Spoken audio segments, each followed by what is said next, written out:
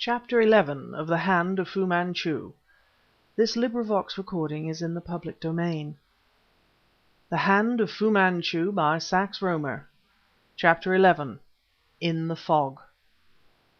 "But, Smith," I began, as my friend hurried me along the corridor, "you are not going to leave the box unguarded?" Nayland Smith tugged at my arm, and glancing at him, I saw him frowningly shake his head.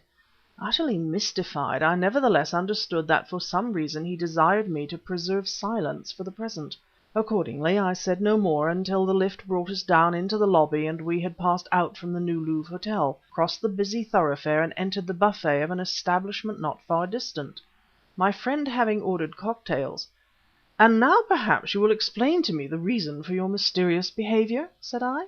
Smith, placing my glass before me, glanced about him to right and left, and having satisfied himself that his words could not be overheard— "Petrie," he whispered, "I believe we are spied upon at the New Louvre." "What?" "There are spies of the Si Fan of Fu Manchu amongst the hotel servants.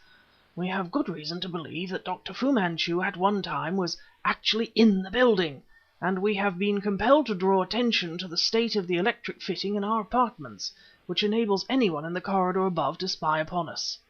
"Then why do you stay?" "For a very good reason, Petrie, and the same that prompts me to retain the Tûlun Nûr box in my own possession rather than to deposit it in the strong room of my bank." "I begin to understand. I trust you do, Petrie. It is fairly obvious. Probably the plan is a perilous one, but I hope by laying myself open to attack, to apprehend the enemy, perhaps to make an important capture."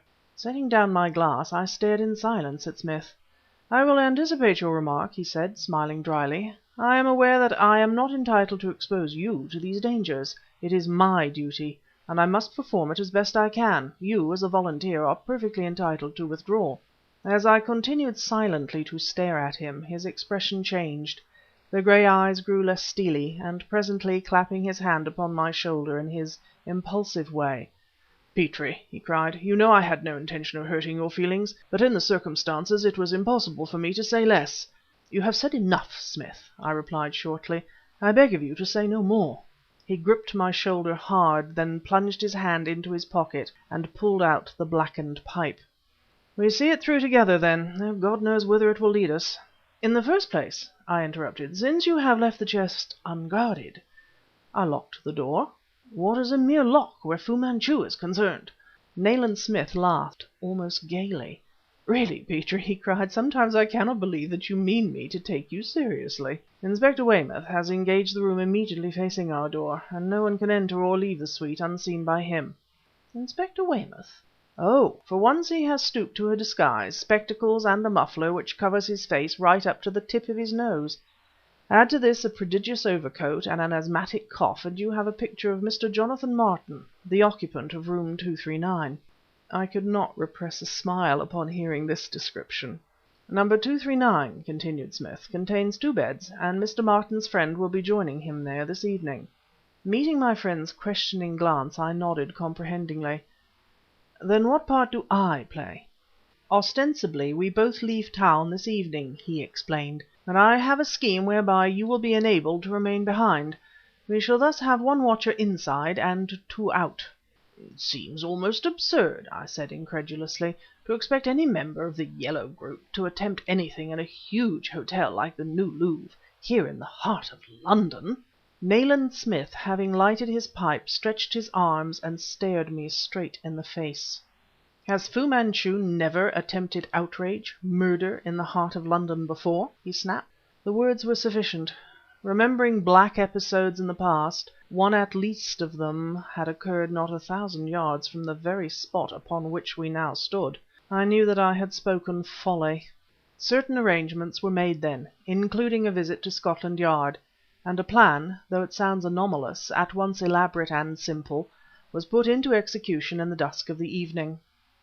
London remained in the grip of fog, and when we passed along the corridor communicating with our apartments, faint streaks of yellow vapor showed in the light of the lamp suspended at the further end.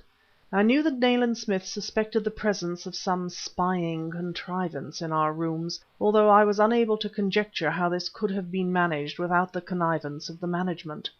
In pursuance of his idea, however, he extinguished the lights a moment before we actually quitted the suite. Just within the door he helped me to remove the somewhat conspicuous check travelling coat which I wore. With this upon his arm he opened the door and stepped out into the corridor. As the door slammed upon his exit, I heard him cry, "Come along, Petrie, we've barely 5 minutes to catch our train." Detective Carter of New Scotland Yard had joined him at the threshold, and muffled up in the grey travelling coat was now hurrying with Smith along the corridor and out of the hotel.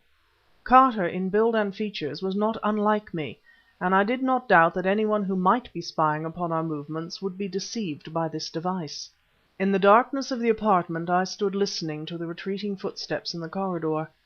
A sense of loneliness and danger assailed me.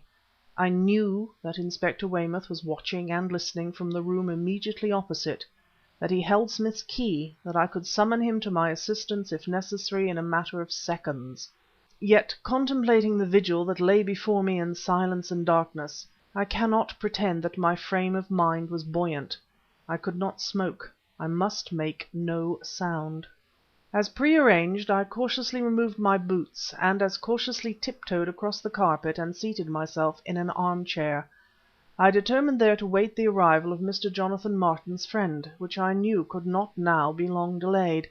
The clocks were striking 11 when he arrived, and in the perfect stillness of that upper corridor I heard the bustle which heralded his approach, heard the rap upon the door opposite, followed by a muffled "Come in" from Weymouth. Then, as the door was opened, I heard the sound of a wheezy cough. A strange cracked voice, which nevertheless I recognized for Smith's, cried, "Hello, Martin! Cough no better?"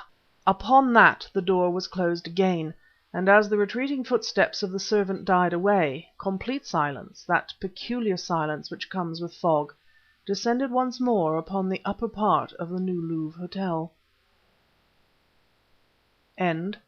Chapter 12